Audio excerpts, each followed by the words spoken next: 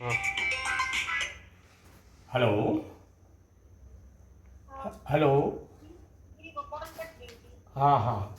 आपने आपने date of birth लिखा था, कितना लिखा? 95 लिखाया था। 4/7/95 बताया। जैसा कि ये 28 साल 9 महीने और 16 दिन के ये हो चुके हैं और वर्तमान में इनका गुस्सा बहुत तेज चल रहा है। ठीक है, शिक्षा में तो पूरी गिरावट है, करियर पूरा खराब चल रहा है और कभी कभी झूठ बोलते हैं अपनी बात को सही करने के लिए। और अभी तक इन्हें कोई बड़ी सफलता नहीं मिली है, ना पूरे जोर से इन्होंने कोई ऐसा कार्य किया है। नशे की तरफ अग्रसर रहेंगे, घर में पितृदोष बनता है, उपद्रव करेंगे, उल्टा सीधा बोलेंगे, तोड़फोड़ भी कर सकते हैं। तो ये बातें बेटा हमने आपके भाई के बारे में बताई, सही है या गलत है? पहले तो ये बताइए। बिल्कुल सही है। अच्छा, ठीक है बेटा। और इसके बाद इनके बारे में देख रहे हैं, एक दूसरा आपका आता है कि आपके घर में पितृदोष लगा हुआ है। इसके लिए आपने पहले भी बहुत प्रयास किए हैं इनको सही रास्ते पे लाने के लिए। आपने कुछ पूजा वगैरह करवाई है पहले? जी जी करवाई है, बहुत सारी। राहु इनका बहुत खराब दृष्टि में है, इसके लिए उपाय कराए थे शायद आपने। जी करवाई है। किससे करवाए थे ये? हाँ, वही वही मतलब घर के पास ही एक पंडित जी हैं, उन्होंने ही आके पूजा की। पितृदोष बेटा बनता है, आपके घर पर पितृदोष बनता है और पितृदोष के कारण आपके घर की तरक्की रुकी हुई है, कार्यों में व्यवधान पैदा होते हैं हमेशा। कोई भी अच्छा कार्य कुछ समय से हो ही नहीं रहा आपके घर में। जी बिल्कुल। पंडित जी, हमने अभी हाल ही में कुछ 1-2 महीने पहले पितृदोष की भी पूजा हुई है, तो मतलब क्या करें अब, सारे उपाय। आप लोगों को अक्सर हम ये बताते रहते हैं कि पितृदोष की पूजा कभी भी घर पे जो अपन लोग करवाते हैं उससे उतना लाभ नहीं मिलता है। जो भी पंडित जी या हम जैसे लोग बैठ के जो पूजाएं कर देते हैं उनका उतना प्रतिफल नहीं मिलता है। वैसे तो काल शब्द, घर के बाहर हुई थी, वो घर के बाहर हुई। हमारा मतलब ये है कि काल सर्वदोष या पितृदोष वगैरह के लिए त्र्यंबकेश्वर में जो पूजाएं होती हैं वो पूर्णतया कामयाब होती हैं। इनका पूजा का सही स्थान त्र्यंबकेश्वर में है। ठीक है, बकाया जो लोग हम जैसे लोगों से आप हमें पैसा दे दें और ये पूजा करवा लें तो उससे उतना लाभ नहीं मिलता है। पहली चीज़ तो ये बात बिल्कुल रखी ले हमेशा के लिए। कभी भी जो चीज़ जहाँ के लिए बेहतर है, हमारे पुरखों के लिए ज्ञानी में स्थान बढ़िया है और शिव पुराण में हम जब देखते हैं तो उसमें काल सर्वदोष और ये पितृदोष वगैरह की जो पूजाएं होती ये वहाँ बहुत अच्छी तरीके से होती और वहाँ पूजा भी काम भी करती हैं, क्योंकि विधि विधान भी उनका वहीं का है।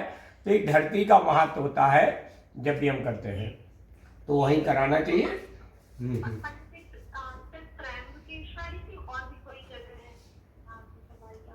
वैसे त्र्यंबकेश्वर में ही सबसे बेहतर स्थान बताया गया है और हमने कई लोगों को भेजा है तो 80% 70% लोगों को पक्का लाभ मिल रहा है इस तरीके की पूजाओं के बारे में। लेकिन एकदम वहाँ जाने से, एकदम खर्च करने से अच्छा है कि कुछ उपाय वगैरह हमारे दरबार से बताए जाएंगे, उन उपायों को आप करना शुरू करवा दीजिए। इससे लाभ बनेगा, कुछ रास्ते बनेंगे। ठीक है, और जब आपको रास्ते बनने लगे तो एक बार त्र्यंबकेश्वर ले जाके ही पूजा आप करवा देना। ठीक है, तो उससे लाभ बनेगा।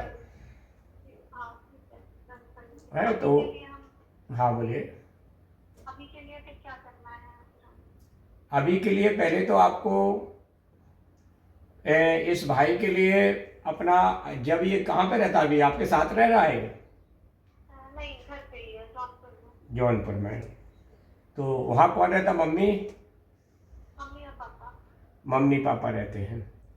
देखिए बेटा, एक तो पहला ये है कि पितृदोष के लिए एक गरी के गोले में थोड़ी सी मतलब पूरा पनीरी से भरना है। गरी का गोला जानते ना? हाँ जी जी। चाकू से उसे काट कर बढ़िया पनीरी मम्मी के हाथों से बनवा के पापा या आपका भाई जी उसे एक पीपल के नीचे दबाए। कोई भी पीपल हो, मंदिर पे लगा हो या कहीं रास्ते में लगा हो, तो गड्ढा खोद कर उसमें दबा दे। ठीक है, भाई तो करेगा नहीं, पिता ही कर देंगे तो उससे ये दोष खत्म हो जाएगा, कम हो जाएगा, इसका असर कम हो जाएगा। मतलब एक शनिवार छोड़ एक शनिवार इस क्रिया को करते रहे, इससे लाभ बनेगा। ठीक है बेटा? हर शनिवार को? एक शनिवार छोड़ एक शनिवार, जैसे इस शनिवार को यदि आज तो निकल गया, बात तो हो नहीं पाएगा, अगली बार से इस बात को अपने को करना है, एक गरी का गोला लेके 100 ग्राम आटा की पंजीरी बना के बड़ा सा गोला लें और उसे चाकू से थोड़ा ऊपर से काट के उसमें पंजीरी भर लें और किसी पीपल के नीचे दबाएं। फिर अगले शनिवार को नहीं करना है, फिर अगले शनिवार को करना है, यानी एक गैप करके आपको ये क्रिया करवानी है 7 बार।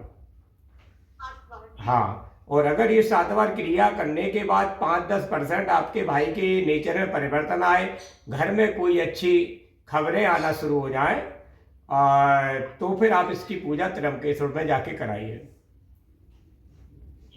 ठीक है बेटा।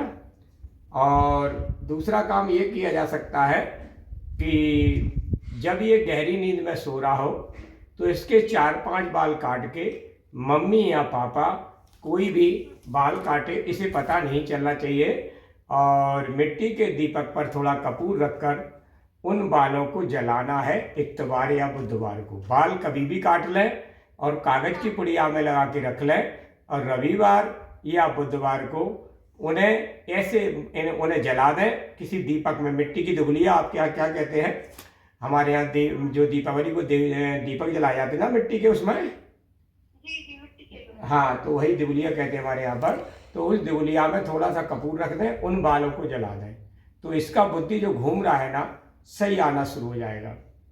तो ये सरल से उपाय है बेटा, इन्हें आसानी से आप लोग कर सकते हैं। ये आपने कहाँ से देखा था हमारा? यूट्यूब का ही देखा था। अच्छा, ठीक है। आपका ये हमने जो भी बताया सही है, आप संतुष्ट हैं हमारी बात से?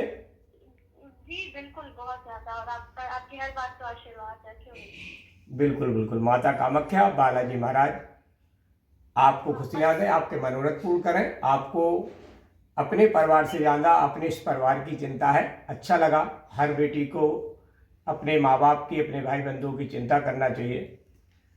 ठीक है, माता रानी जल्दी से जल्दी इन परेशानियों से मुक्ति दें और आपको खुशियाँ दें। जय श्री राम।